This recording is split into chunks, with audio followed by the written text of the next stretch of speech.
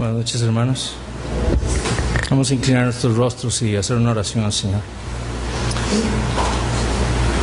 Oh Dios Padre, Dios Todopoderoso, Santo, Justo y Bueno.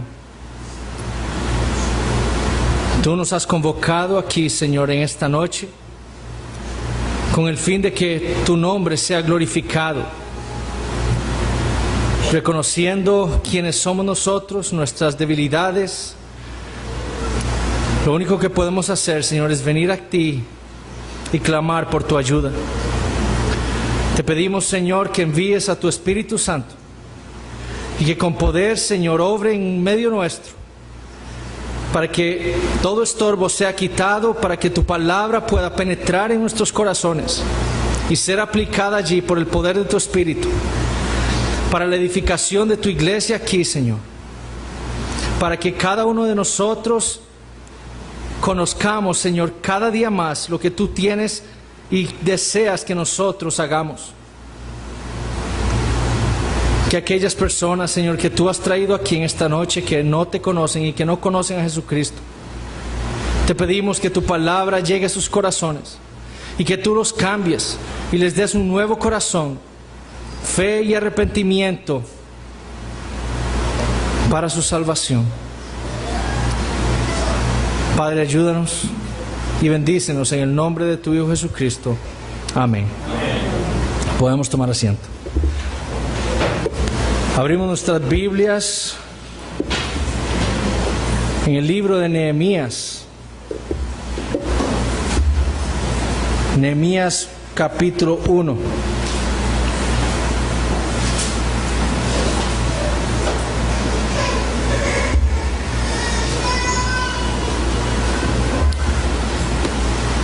Para los que están aquí que no lo sabían, estamos llevando la serie del libro de Nehemías.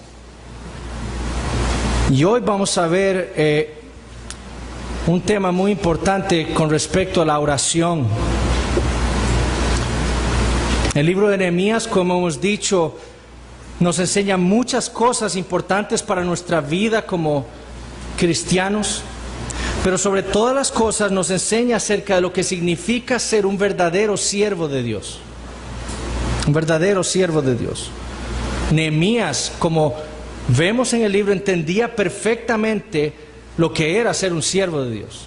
Él entendía lo que era ser un siervo, un esclavo.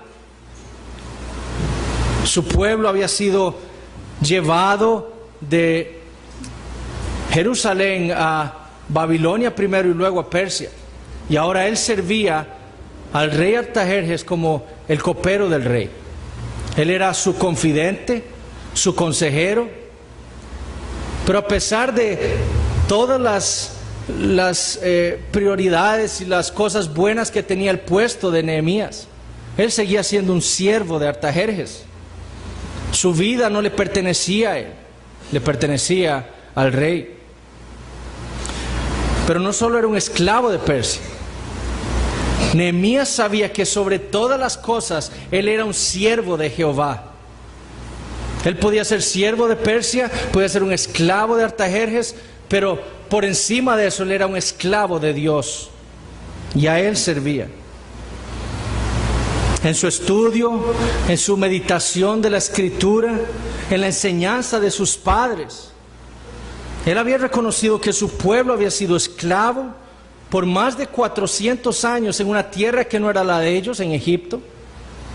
Y ahí Israel había sido oprimido y golpeado por el pueblo de Egipto.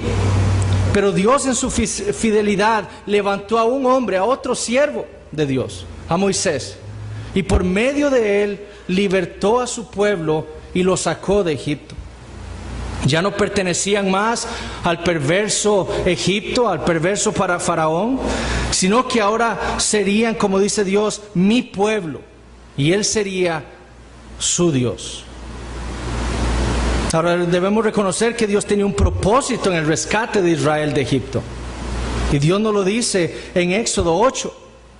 Él dice, entra, le dice a Moisés, entra a la presencia de Faraón y dile, Jehová ha dicho así, deja ir a mi pueblo para que me sirva. Ese fue el fin de Dios en rescatar a Israel. Que ese pueblo escogido por Dios le sirviera a Él.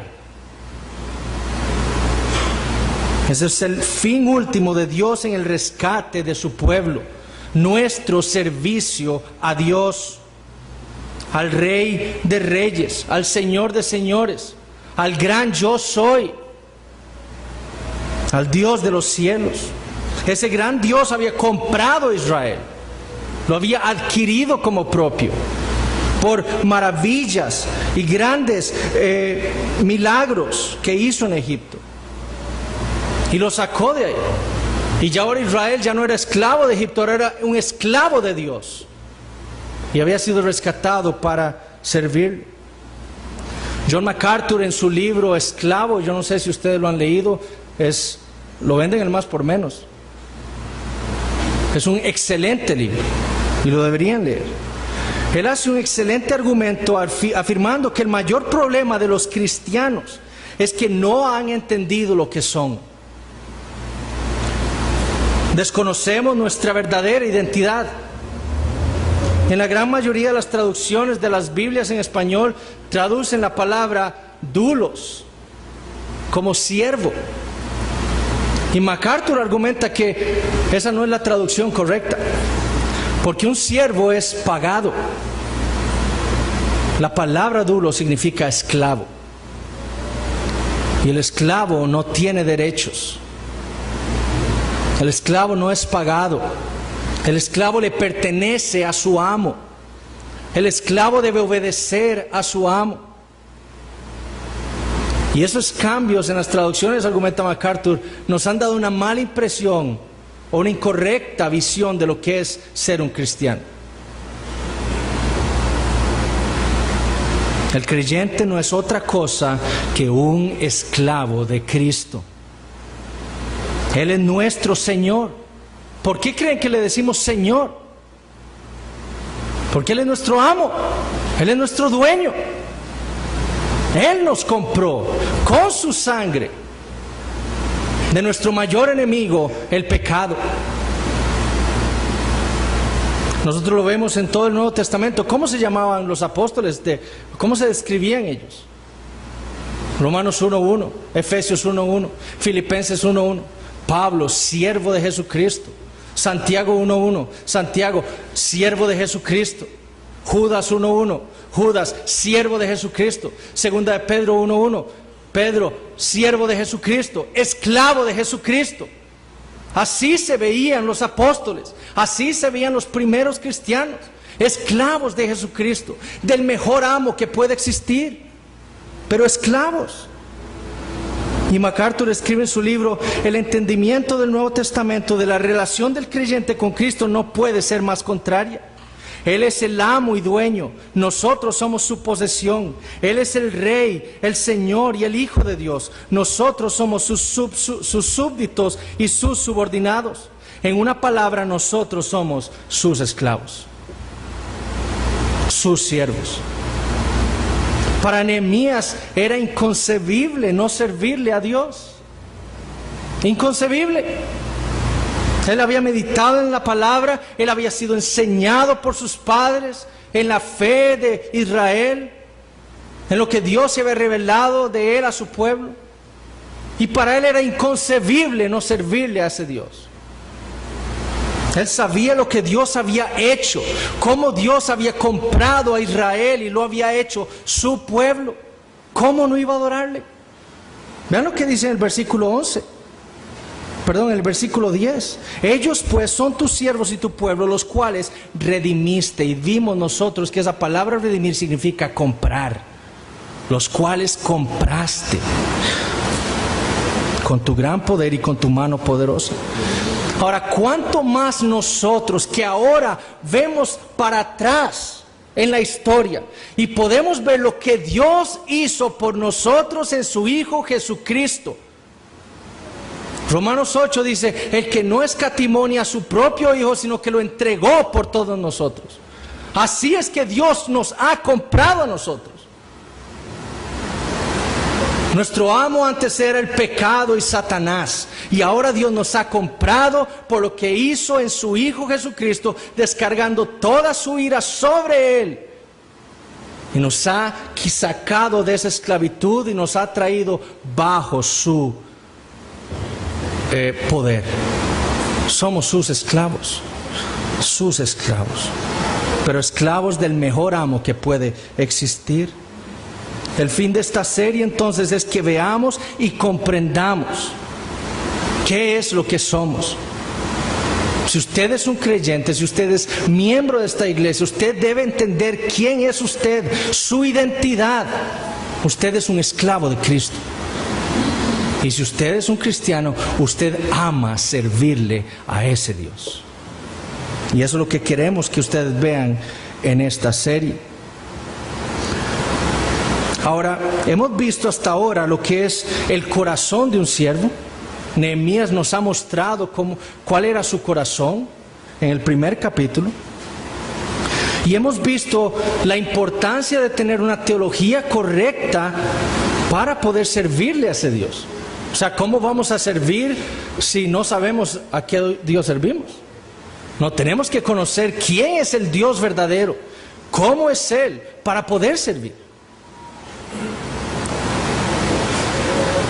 Y el día de hoy vamos a ver una de las prioridades de todo siervo de Dios: la oración. Leamos entonces de nuevo Nehemías 1, empezando en el versículo 4 hasta el 11. Cuando oí estas palabras, me senté y lloré, e hice duelo por algunos días, y ayuné y oré delante del Dios de los cielos, y dije: te ruego, oh Jehová, Dios de los cielos, fuerte, grande y temible, que guarda el pacto y la misericordia a los que le aman y guardan sus mandamientos. Esté ahora atento tu oído y abiertos tus ojos para oír la oración de tu siervo, que hago ahora delante de ti día y noche por los hijos de Israel, tus siervos, y confieso los pecados de los hijos de Israel que hemos cometido contra ti. Sí, yo y la casa de mi padre hemos pecado. En extremo nos hemos corrompido contra ti y no hemos guardado los mandamientos, estatutos y preceptos que diste a Moisés tu siervo. Acuérdate ahora de la palabra que diste a Moisés tu siervo, diciendo: si vosotros pecareis, yo os dispersaré por los pueblos. Pero si os volviereis a mí y guardareis mis mandamientos y los pusiereis por obra, aunque vuestra dispersión fuera hasta el extremo de los cielos, de allí os recogeré y os traeré al lugar que escogí para hacer habitar allí mi nombre. Ellos pues son tus siervos y tu pueblo, los cuales redimiste con tu gran poder y con tu mano poderosa.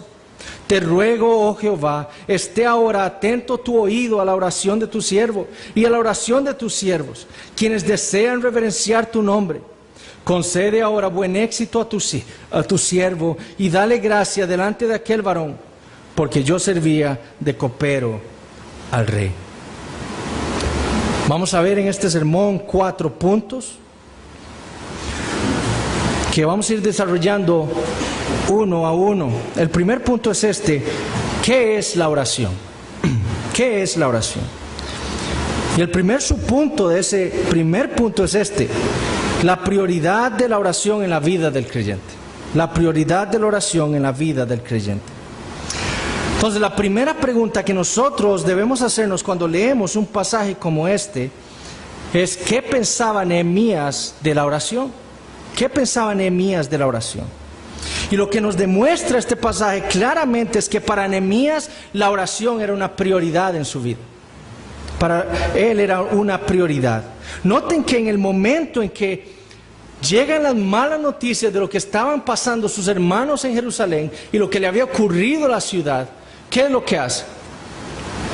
Versículo 4. Cuando oí estas palabras, me senté y lloré, e hice duelo por algunos días, y ayuné y oré delante del Dios de los cielos. Noten que primero Nehemías no dice: ok, estas son las malas noticias, voy a reunir a todos los judíos aquí, vamos a hablar a ver qué podemos hacer. Eso no es lo que Nehemías hace primero. Ni él dice, bueno, voy a ir a organizar una revolución aquí, vamos a ir a matar al rey Artajerjes, que es el que nos está oprimiendo, y entonces ya se acaba. No. ¿Qué es lo que hace Nehemías? Ora. Eso es lo que él hace primero, porque esa es su prioridad. Orar. En el momento en que le llegan estas malas noticias, lo primero que hace es sentarse a orarle al Dios de los cielos. Nehemías era un hombre disciplinado espiritualmente. Constantemente estaba ayunando, orando, meditando en la Escritura. No solo para tener una comunión con su Dios, sino para que también Dios lo protegiera a él del peligro que había en su trabajo. Él era copero del rey. Y ese era un trabajo muy peligroso. Y al ser aplicado en esas disciplinas espirituales, en el momento de mayor estrés y dolor, hizo lo que siempre hacía y lo que estaba acostumbrado a hacer: orar, orar.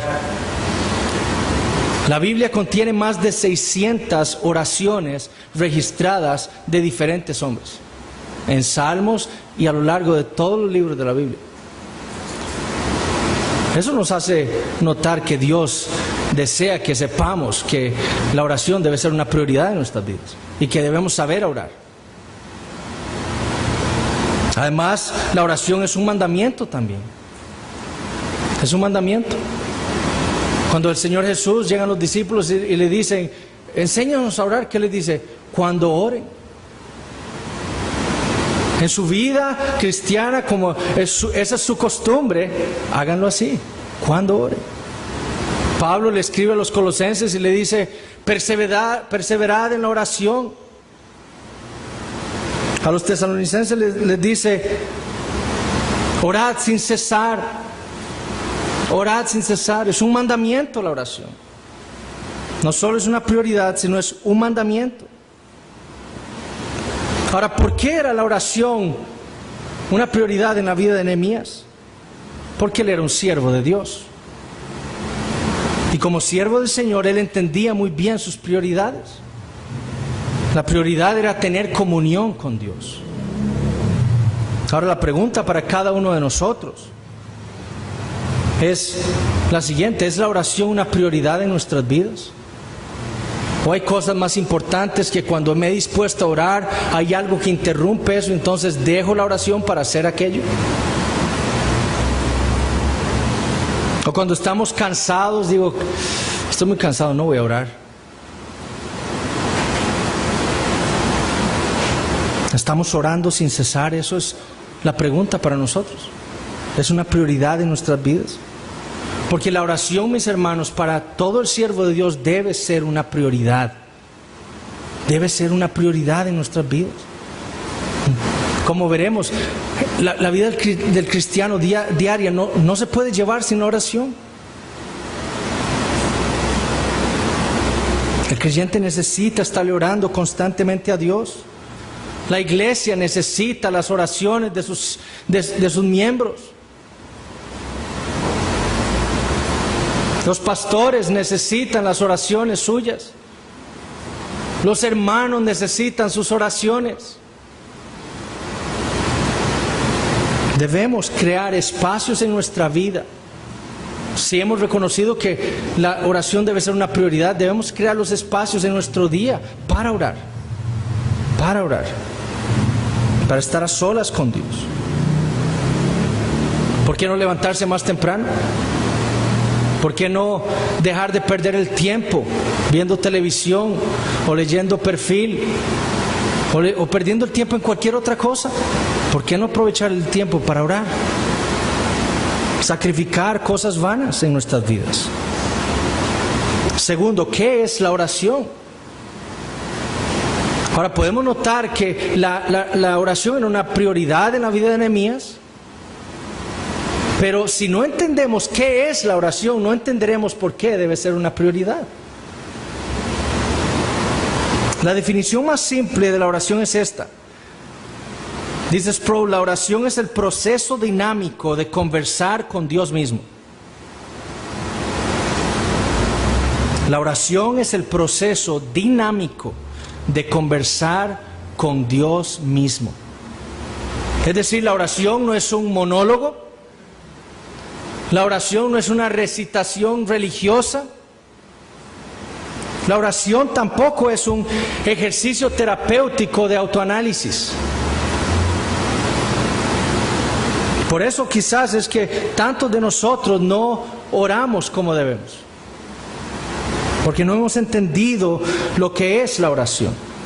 Cuando oramos, estamos teniendo una cita personal con el Dios de los cielos. Eso es lo que estamos haciendo. Tenemos una cita personal para hablar directamente con Dios, con el Dios del universo, el Rey de Reyes, el Señor de Señores, el gran yo soy, con ese Dios. Él ha abierto las puertas para que nosotros entremos a Él y conversemos con Él. Dinámico. Daniel, un siervo que se caracterizaba también por sus oraciones.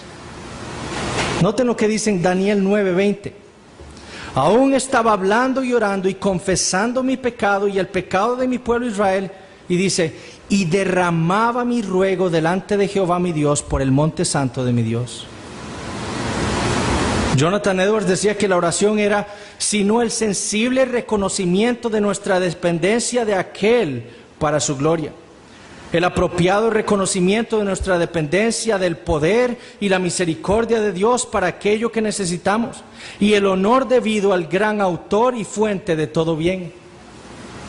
Otro teólogo la definió así. La oración, escuchen esto, vean qué lindo. La oración es la práctica de la presencia de Dios. Es el lugar en donde el orgullo es abandonado, la esperanza es levantada y la súplica es hecha.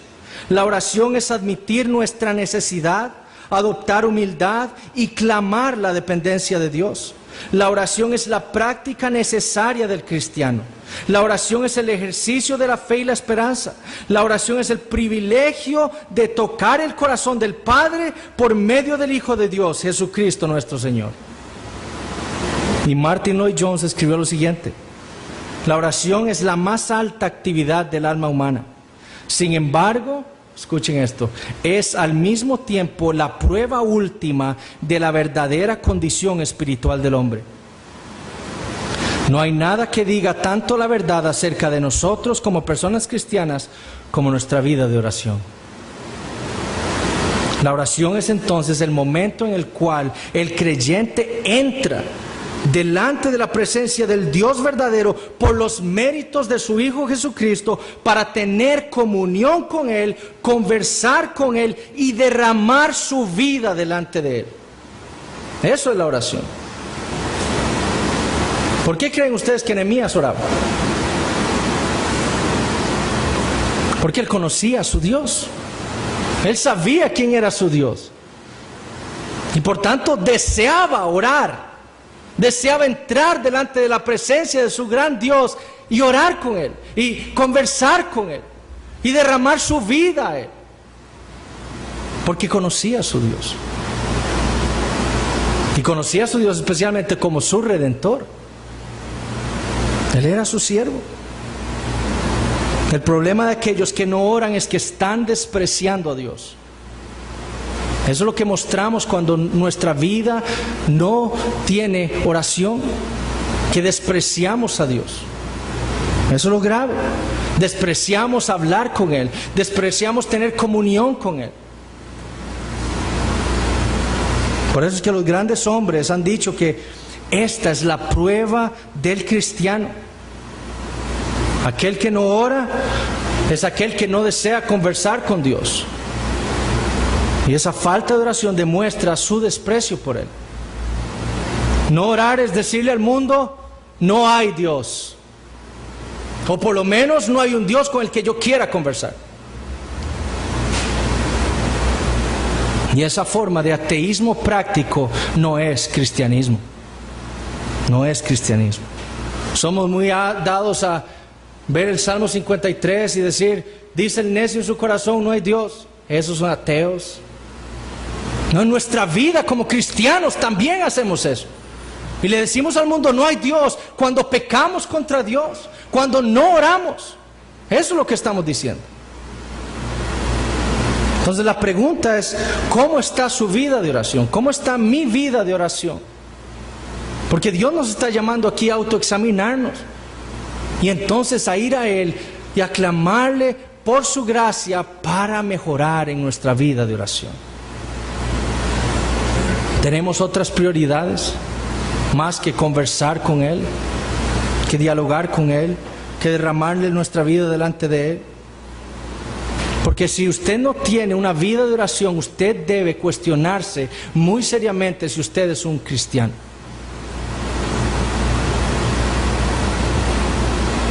¿Qué puede haber más glorioso que conversar con Dios?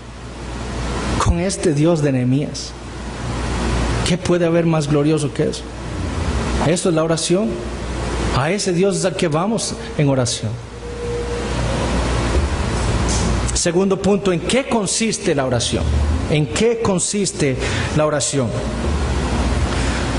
Saber esto es también de suma importancia para nosotros. No solo debemos saber que la oración es una prioridad, y es una prioridad porque significa que la oración es ir a conversar con este gran Dios, nuestro Redentor, que nos ha salvado del pecado y que nos ha dado la oración como un medio para hablar con Él. No solo eso es, sino que debemos saber también en qué consiste la oración. Porque entonces, ¿cómo vamos a orar? Y Nehemías nos enseña en qué consiste una oración. Primero, consiste en alabanzas y adoración a Dios. Si sabemos que cuando estamos orando y estamos llegando a Dios en oración, estamos entrando delante de la presencia del Dios verdadero, ¿qué creen que es lo primero que el cristiano debe hacer? Adorar. Adorar. Eso es lo primero que debemos hacer en nuestras oraciones. Escribió el salmista: venid, adoremos y postrémonos, arrodillémonos delante de Jehová nuestro Hacedor, porque Él es nuestro Dios, nosotros el pueblo de su prado y ovejas de su mano. Y el profeta Ezequiel, cuando vio la gloria de Dios en una visión, en Ezequiel 1:28 dice: esta fue la visión de la semejanza de la gloria de Jehová, y cuando yo la vi, me postré sobre mi rostro. Cuando los hombres en el Antiguo Testamento vieron la gloria de Dios, lo único que pudieron hacer fue postrarse y adorar. Solo entrar delante de la presencia de Dios, eso es lo que motiva al corazón, postrarse y adorarlo. Esa es la actitud de todo hombre que ha estado delante de la presencia de Dios, adorarle. ¿Y cómo nosotros, cuando entramos en oración, no vamos a hacer esto mismo? Ahora, nuestro gran problema en la manera en la que nosotros oramos y por qué a veces empezamos a orar y empezamos: oh Dios, te damos gracias y te pedimos, Señor, por X y X y X. Y nos brincamos la oración. Nuestro problema es que estamos somos tan egoístas. Nuestras prioridades somos nosotros. Y por eso hacemos eso. Debemos pedirle a Dios que nos cambie el corazón, para que veamos que Él es lo más importante, que Él es lo más majestuoso, que Él es el ser más glorioso que existe. Y antes de orar, meditar: bueno, ¿qué es lo que voy a hacer? Voy a entrar delante de la presencia de Dios. Pienso en lo que Dios ha dicho de sí mismo en la Escritura, y lo único que puedo hacer es adorarle. Adorarle. Noten lo que escribió Nehemías. Vean cómo inicia Nehemías su oración.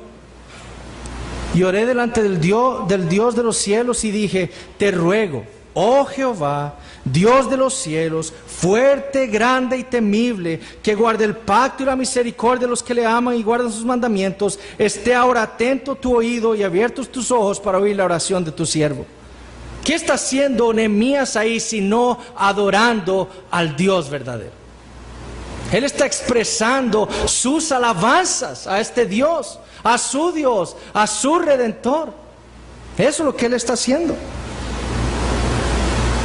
R.C. Sproul dijo también: omitir la adoración es cortar el corazón a la oración.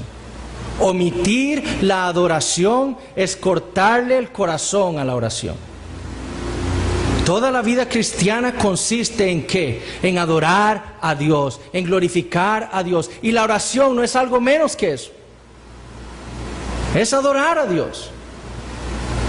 La otra razón por la cual no adoramos cuando oramos podría ser porque no conocemos al Dios al cual vamos en oración. Y eso puede ser porque no hemos meditado en la palabra suficiente. Pero Nehemías, noten lo que dice Nehemías ahí. Todo lo que Nehemías usa, sus palabras, todas son bíblicas. Todas esas palabras es la revelación que Dios ha dado de sí mismo. A veces no encontramos palabras y queremos usar un vocabulario de hace 300 años para adorar a Dios. Entonces no adoramos porque no sabemos qué decirle a Dios. Lea la Biblia y note qué es lo que Dios dice de sí mismo en la Biblia y tendrá amplio vocabulario para adorarle. Oh Dios de los cielos, Jehová, grande, fuerte, temible. Todas esas palabras son bíblicas. De ahí las sacó Nehemías para adorar a su Dios. Debemos meditar en la palabra y ir ahí para conocer al gran Dios, para adorarle. Entre más conozcamos de Dios, más vamos a ir en oración a adorar a este gran Dios.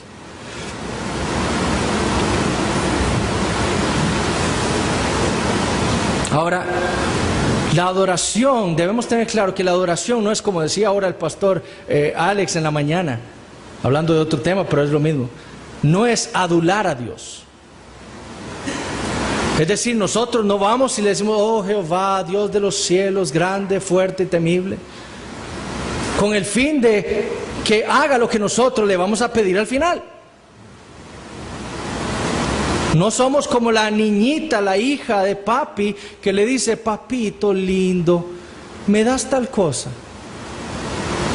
No, ese no es el propósito con el cual adoramos. Le adoramos porque eso es lo que Dios merece. Porque eso es lo que Él es. Eso es lo que hace el cristiano.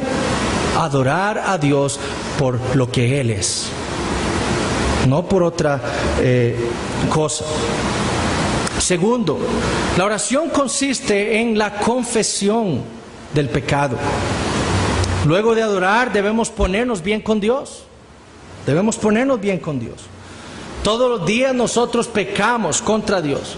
Y yo les puedo decir que yo peco contra Dios a cada segundo. No hay un segundo que no pase en que yo no peque contra Dios. Y por eso cada día yo debo confesar mi pecado a Dios y pedir su perdón. Pero esto debe ser una práctica en nuestras oraciones. Noten lo que nos enseña Nehemías en los versículos 6 y 7. Y confieso los pecados de los hijos de Israel que hemos cometido contra ti. Sí, yo y la casa de mi padre hemos pecado. Y escuchen, en extremo nos hemos corrompido contra ti. Y no hemos guardado los mandamientos, estatutos y preceptos que diste a Moisés, tu siervo. Noten que Nehemías no se acerca a Dios en oración poniendo excusas. Él no dice, mis padres pecaron, por eso estamos aquí. Estamos sufriendo porque Persia son un montón de pecadores y nos están tratando mal. Él no pone ninguna excusa. Él sabe perfectamente que ellos están en Persia, en el exilio, que Jerusalén está destruida precisamente porque ellos se habían corrompido contra Dios. Eso es lo que él sabe. Y Nehemías sabe que no solo eso había ocurrido, sino que él mismo había pecado contra Dios. Y él va a confesar su pecado delante de este Dios santo y justo. Nehemías sabía que el pueblo de Israel merecía el castigo, que no merecía ser escuchado por Dios. Por eso él dice, esté ahora atento tu oído y abiertos tus ojos. Él sabe que Dios no debe escucharlos. pero que si los escuchas por su misericordia y por gracia, pero que por sus pecados ellos no merecen nada bueno de Dios. Pero ¿qué es lo que hace? En su confesión lo que él hace es depender de la misericordia de Dios. Cuando confesamos nuestros pecados, vamos a Dios en total dependencia de su infinita misericordia. La confesión es como los banqueros cuando se declaran en quiebra. Confesar nuestros pecados es ir a Dios y decirle: no tengo nada que ofrecerte, nada, no merezco nada bueno de ti, pero tú eres misericordioso y clamo por tu misericordia. Perdóname por mis pecados, los pecados que he cometido contra ti. Y Dios, ese Dios escucha, no por algún mérito en nosotros, sino por lo que su Hijo hizo en la cruz del Calvario por nosotros, los creyentes. Por eso es que Dios nos escucha. Muchas veces en nuestras oraciones tomamos por un hecho la misericordia de Dios. Y podemos hacer esto: no confesamos nuestros pecados, no le pedimos perdón a Dios por los pecados que cometemos. O confesamos nuestros pecados tan superficialmente que es como si nos considerásemos justos. Oh Dios, te pido perdón por mis pecados, pero te pido que...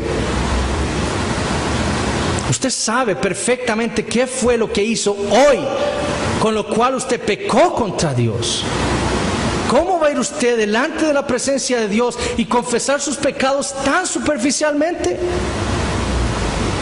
Usted debe ir y el Espíritu Santo le va a iluminar a usted en cuáles son esos pecados graves que usted ha cometido contra Dios. Y usted debe pedirle perdón a Dios por cada uno de ellos.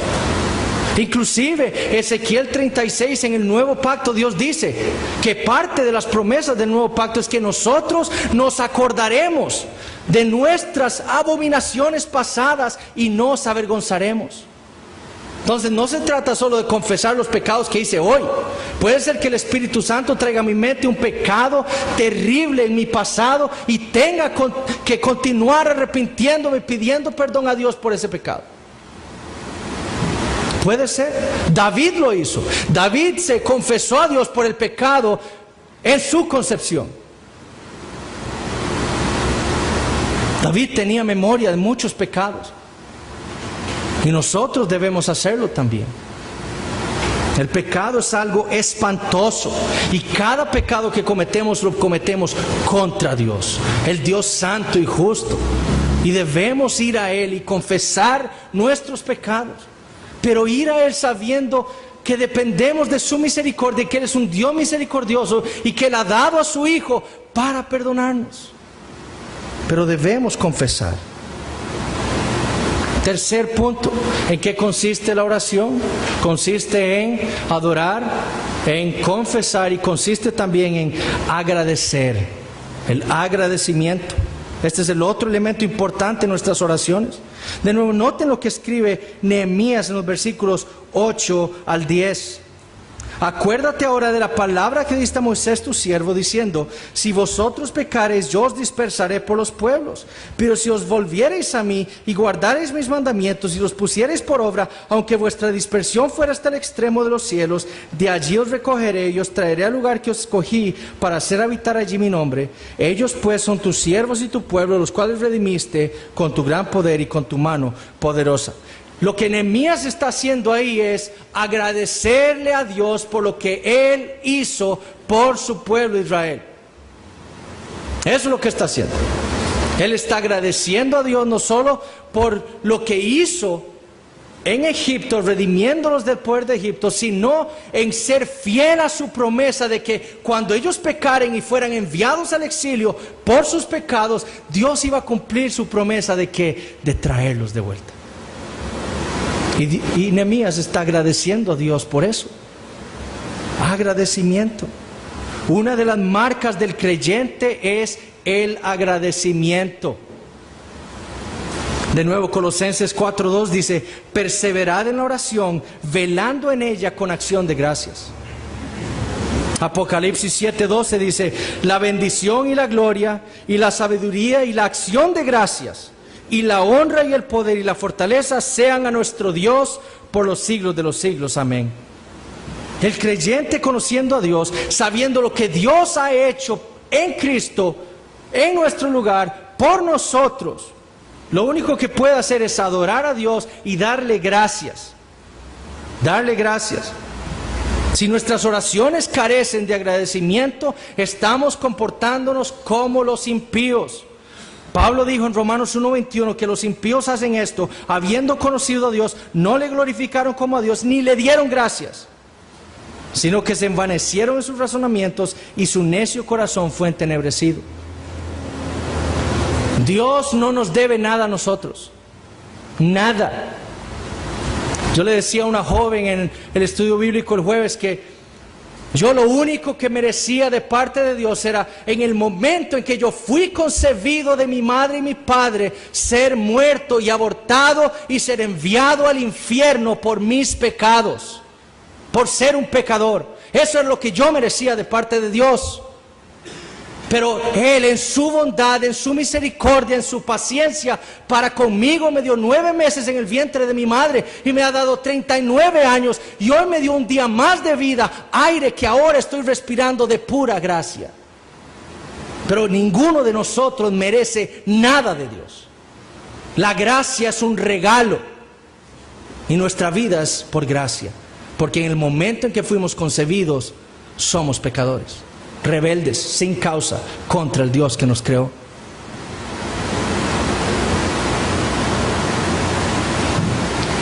Si Dios no me da nada más en mi vida, si Dios me quita en este momento todas mis posesiones, Él continúa siendo bueno y continúa siendo digno de mi agradecimiento.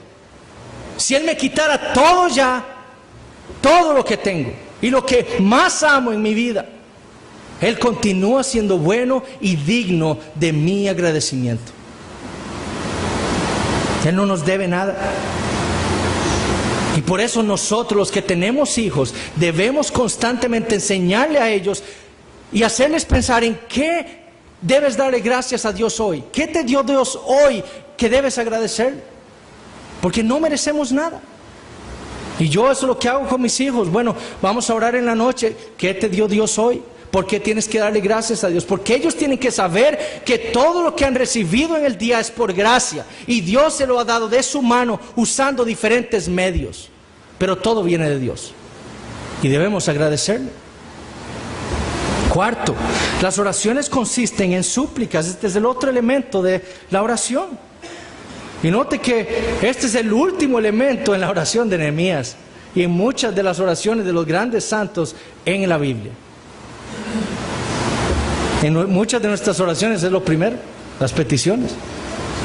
Pero en Nehemías no es lo último. El primero, él tiene sus prioridades bien determinadas. Versículo 11.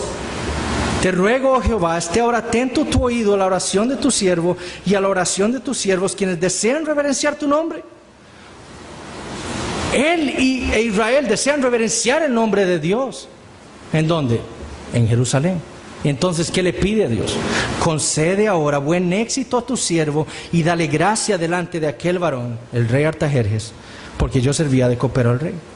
Entonces, conociendo a Dios, Nehemías desea pedirle que Dios sea el quien conceda que el rey Artajerjes le dé el permiso necesario para que Nehemías pueda salir de su puesto e ir a Jerusalén a ayudar y servirle al pueblo de Dios, Israel, o Jerusalén, o lo Judá. Nuestro primer error es que nosotros generalmente, como ya hemos dicho, empezamos con las súplicas. Y eso demuestra cuáles son nuestras prioridades.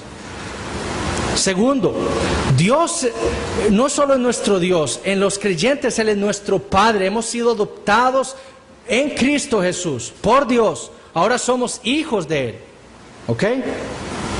Y entonces, no hay nada tan insignificante o tan grande como para no llevárselo a Dios. Lo que es importante para nosotros es importante para Dios. Pero debemos ir. ¿Piensa usted que, ay no, Dios qué le va a importar esto? Lléveselo al Señor. Hay algo muy grande en su vida, que usted, una petición muy grande, lléveselo al Señor, Él es el Todopoderoso. ¿Quién más? ¿A quién más vamos a ir sino a Dios? No hay nada insignificante para Dios, ni nada tan grande que no deba ser llevado delante de la presencia de Dios. Ahora, debemos pedir cosas que vayan de acuerdo a la voluntad de Dios. Es decir, yo no le voy a pedir a Dios, Señor, que pueda estafar bien a esta persona para ganarme un buen dinero. Eso no voy a pedir. Yo debo pedir cosas que estén de acuerdo a la voluntad que Dios me ha revelado a mí en su palabra, de acuerdo a su ley.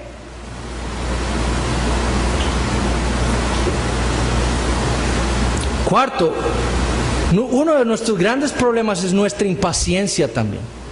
Entonces vamos a Dios en oración, una vez le pedimos por algo, pero ¿qué es lo que queremos? Ya, lo quiero ya. Somos impacientes y Dios muchas veces usa nuestras oraciones para enseñarnos paciencia. Y nos pone ese deseo de orar por tal cosa porque nos quiere enseñar paciencia. Y Él dice, hoy no, mañana tampoco, dentro de un mes tampoco, dentro de un año no, dentro de 10 años tampoco, dentro de 11 años. Pero nos quiere enseñar paciencia.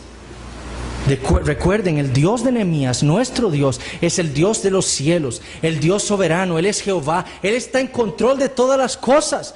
Nosotros no vamos a cambiar la voluntad de Dios. Él es quien decide cuándo y cómo nos da las cosas que le pedimos. Y Él es infinitamente sabio. Y a veces vamos nosotros con ciertas peticiones que para nosotros están de acuerdo a la voluntad de Dios, pero no son buenas para nosotros.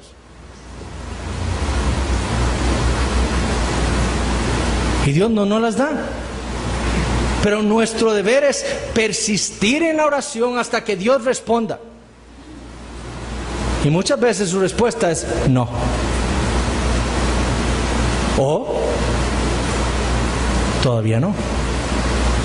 O sí. Y no lo da. Pero Dios es fiel.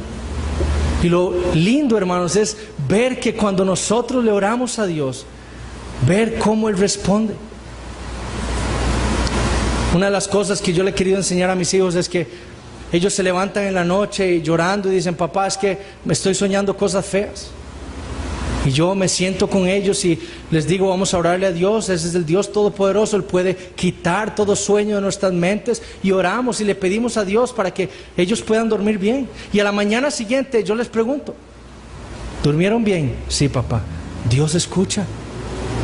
Dios escucha. Porque ellos deben saber que el Dios al cual su papá adora y al cual su papá sirve es un Dios que nos escucha. Dios es bueno. Ahora, tercer punto. Si este es el Dios de Nehemías, y nosotros vimos la semana pasada la doctrina de Dios que tenía Nehemías, un Dios soberano, majestuoso, que está en control de todas las cosas. La pregunta que muchos se pueden hacer es, ¿por qué orarle a ese Dios? Si Dios es soberano, ¿por qué orar? Para Nehemías la respuesta era obvia. Era precisamente porque Dios era Jehová, porque Él es el Dios de los cielos, el Rey soberano, por lo cual Él oraba. La pregunta correcta en realidad es esta: si Dios no es soberano, entonces ¿para qué orar? Si yo voy a ir a un Dios que no es soberano a pedirle cosas, ¿para qué voy a pedirle cosas si Él no tiene el poder para hacer nada? El hecho de que Dios es soberano es el motivo por el cual yo oro.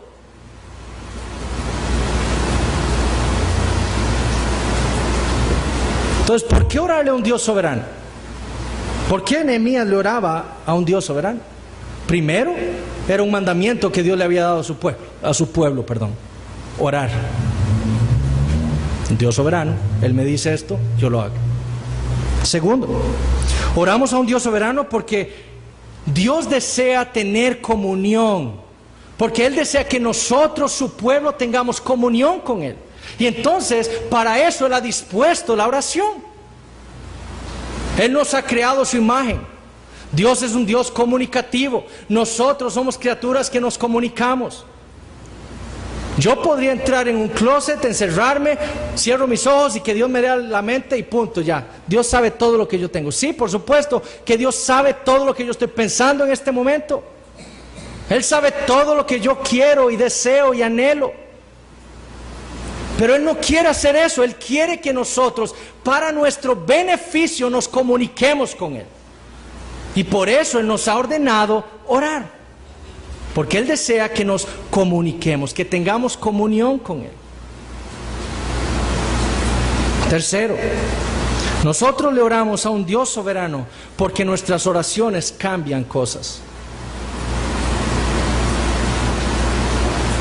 Ahora noten que no estoy diciendo que nuestras oraciones cambien a Dios o que nuestras oraciones cambien la voluntad de Dios. La Biblia en Números es muy clara cuando dice: Dios no es hombre para que mienta, ni hijo de hombre para que se arrepienta. Dios, se nos dice en la Biblia, Él ha decretado todas las cosas desde la eternidad. No hay nada en el ejército de los cielos, ni en los habitantes de la tierra. Todo es de acuerdo a su voluntad. Y no hay nadie que detenga su mano y le diga: ¿qué haces? Ese es el Dios de la Biblia, ese es el Dios de Nehemías y ese es nuestro Dios. Pero nuestras oraciones cambian cosas. No cambian la voluntad de Dios, cambian cosas. Y ya les voy a explicar qué es lo que quiero decir con esto. Nosotros le oramos a Dios porque nuestras oraciones fueron decretadas por Dios para que Él hiciera su voluntad en la tierra. Dios decretó las oraciones de sus siervos para obrar en la tierra.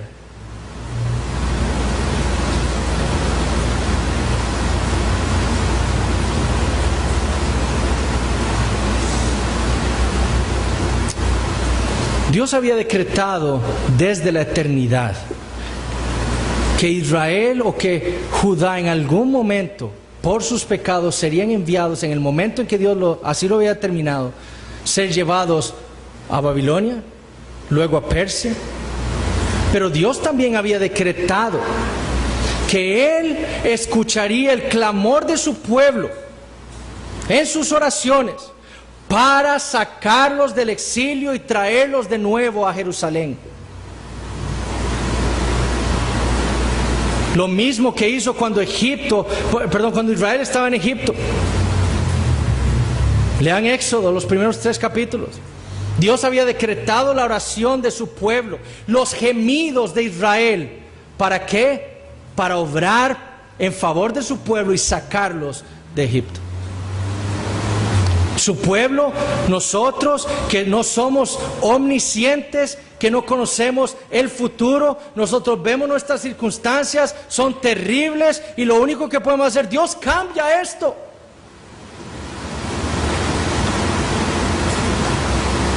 Y esa oración en la cual el Espíritu Santo me ha llevado a orarle a ese Dios soberano, Dios lo ha hecho ¿para qué? Para obrar en esa situación, para cambiarla. Pero Él lo hizo por medio de mis oraciones. Dios usa medios. Dios usa medios para obrar en la tierra, y nuestras oraciones son parte de esos medios que Dios usa como el soberano del universo para obrar en la tierra. Ahora, ¿con qué fin? Qué lindo es cuando yo veo mi situación precaria y voy a ese Dios soberano y le digo: Dios, cambia esto, cambia esto. Y Dios obra en medio de mi oración, por mi oración, cambia. Qué confianza le da al creyente de seguir orando con más fervor, de ir a Él para tener mayor comunión con Él.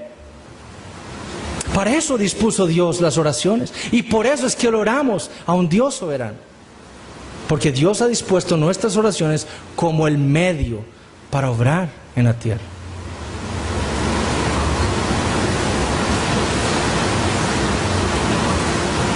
Y nosotros entonces debemos no solo individualmente ir a este Dios soberano, sino como iglesia. Debemos ir en oración a Él y clamar en favor de esta iglesia, en favor de nuestras vidas, para que Él obre. Nosotros sabemos que Dios ha decretado glorificar su nombre en la iglesia de los lagos. Oremos para que eso ocurra, para que Dios continúe edificando a cada uno de nosotros como piedras en esta iglesia. Y que sirviéndonos unos a otros, sirviéndole a Dios, Dios cumpla ese plan que ha decretado desde la eternidad para nosotros. Oremos, oremos. Nuestro compromiso con esta iglesia se nota no solo en nuestro servicio aquí, a nuestros hermanos, con los dones que Dios nos ha dado, sino también nuestro compromiso con esta iglesia se nota en nuestra vida de oración. Y si usted puede venir los miércoles, venga y ora. Aquí la iglesia está reunida orando por la iglesia. Ahora ya para terminar, ¿cuál es el rol de Cristo en nuestras oraciones? ¿Cuál es el rol de Cristo en nuestras oraciones? Otra manera de preguntarlo es: ¿cuál es el impacto que ha tenido en nuestra manera o en nuestra oración a Dios? Y la respuesta es la siguiente: es por causa del Evangelio, es por causa de Jesucristo que nosotros podemos orarle a Dios. Fue Cristo quien, por lo que hizo en la cruz del Calvario, rasgó el velo del templo, abriendo el camino hacia el lugar santísimo delante de la presencia de Dios para cada uno de nosotros. Fue Cristo quien, habiendo consumido en la cruz la ira de Dios por nuestros pecados, nos abrió el camino para llegar a Dios. Fue Cristo quien, habiendo sido hecho pecado por nosotros, hizo inclinar el oído de Dios hacia nosotros. Fue Cristo y su perfecta obediencia hasta la muerte y muerte de cruz que dispuso el corazón de Dios para escucharnos. Fue Cristo. No hubo nada en nosotros que hubiera hecho que Dios inclinara su oído para escucharnos. Nada. Todo es por Cristo. Todo lo hizo Cristo. Y por eso todo se lo debemos a nuestro gran Señor Jesucristo. Nuestras oraciones llegan a Dios porque Cristo está ahora sentado a la diestra del Padre, intercediendo como nuestro gran sumo sacerdote por nuestras oraciones. Él está ahí a la diestra del Padre. Por eso es que llegan a Él. No son mis méritos, sino los méritos de Cristo que me han sido imputados a mí por fe. La Biblia dice que Dios no escucha a los pecadores, pero que Él escucha a los justos. ¿Cómo me escucha a mí?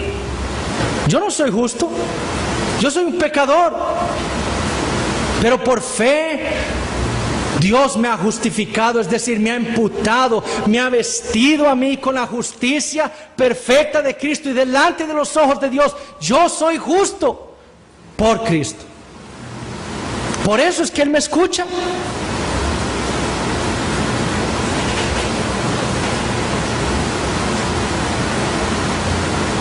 Ahora Salomón escribió en los Proverbios lo siguiente: el que aparta su oído para no oír la ley, su oración también es abominable. Salmo 66, 18 dice David: si en mi corazón hubiese yo mirado a la iniquidad, el Señor no me habría escuchado. Isaías 59, 2 dice: pero vuestras iniquidades han hecho división entre vosotros y vuestro Dios, y vuestros pecados han hecho ocultar de vosotros su rostro para no oír.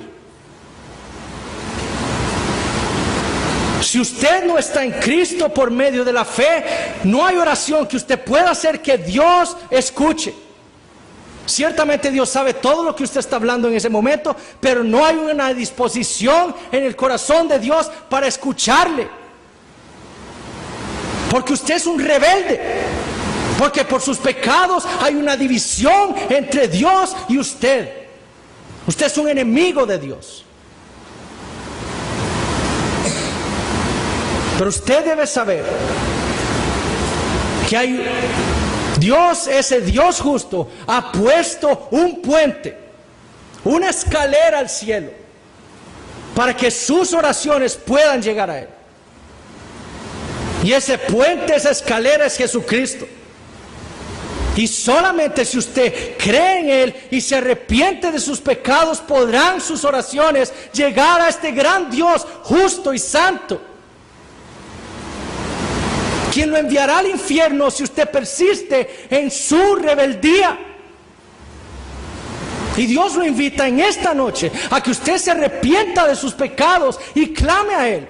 Porque hay una oración que Él sí escucha del pecador, y es la oración del pecador, no la oración falsa y superficial que ha enviado a miles de personas al infierno creyendo ser creyentes, sino la oración del pecador que va a Él arrepentido de sus pecados y le dice: Señor, soy un pecador, he pecado contra ti, sálvame, ten misericordia de mi alma.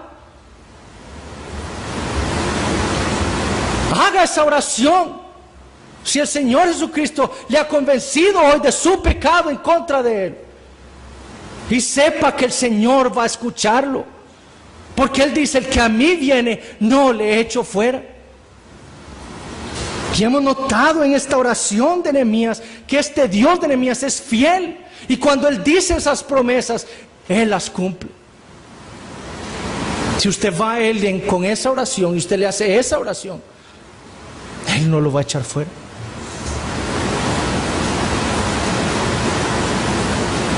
Nosotros como creyentes debemos saber la bendición que es la oración.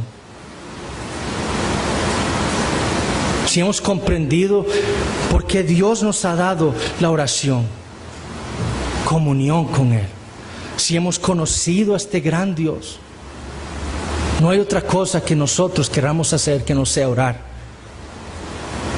Y sin embargo, muchos de nosotros, yo incluido, debemos pedirle perdón a Dios por nuestra falta de oración y clamar a Él, sabiendo que Él es misericordioso y fiel, y que todo lo que le pidamos, vimos en Santiago, pida sabiduría y Él se la va a dar. Pídale una mejor vida de oración y Él le va a dar un corazón así. Que pidamos todos. Esto es una necesidad para todos aquellos que nos consideramos siervos de Cristo, para edificar de esta iglesia, para que Dios sea glorificado en medio nuestro. Oremos. Padre Santo, te damos gracias por tu palabra. Te damos gracias porque en tu palabra hemos visto quién eres tú. Ese Dios de los cielos, el Dios soberano, el Dios todopoderoso, el Rey de reyes, el Dios fiel, el Dios misericordioso. Y a ti venimos en oración en esta noche para darte gracias por tu palabra y por tus promesas. Para darte gracias, Señor, por tu Hijo Jesucristo, a quien tú nos has dado para poder escuchar esta oración.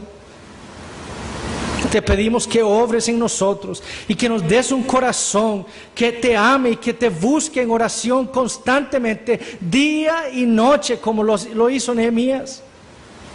Día y noche, buscando tu rostro, derramando nuestra vida delante de ti, Señor.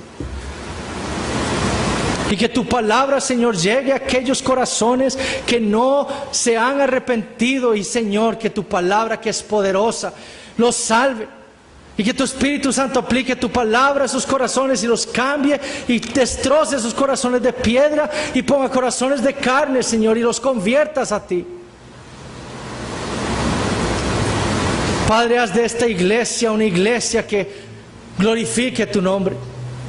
Edifícanos, Señor, para honra y gloria tuya. Te lo pedimos en el nombre de Jesús. Amén.